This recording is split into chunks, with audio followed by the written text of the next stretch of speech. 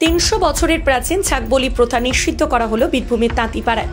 বীরভূমের রাজনগর ব্লকের অন্তর্গত তাঁতিপাড়া জেলার বৃহত্তম গ্রামগুলির মধ্যে অন্যতম এই তাঁতিপাড়া গ্রামে প্রায় 10,000 মানুষের বসবাস।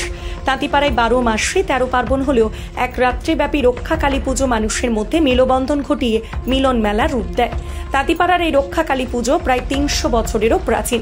300 বছর ধরে চলে আসা রক্ষা কালী পুজোয় ভক্তদের মানত বা মানসিক করা ছাগবলি এবছর থেকে নিষিদ্ধ করা হলো এবং ভক্তদের উদ্দেশ্যে জানানো হলো ছাগ মানত বা মানসিক না করার জন্য।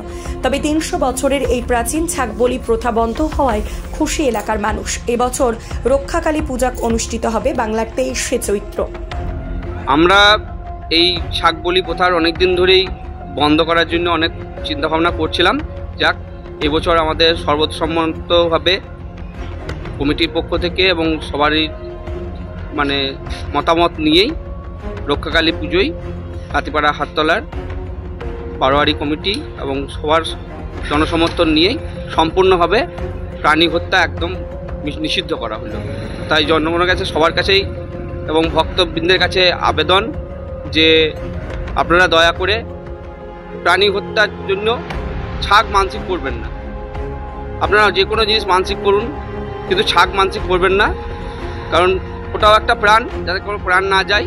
সেই জন্য আমাদের এই প্রয়াস, তা আপনারা সবাই সমর্থন করুন এবং আমাদের এই কাজে সহযোগিতা করুন। সাহেব চক্রবর্তী।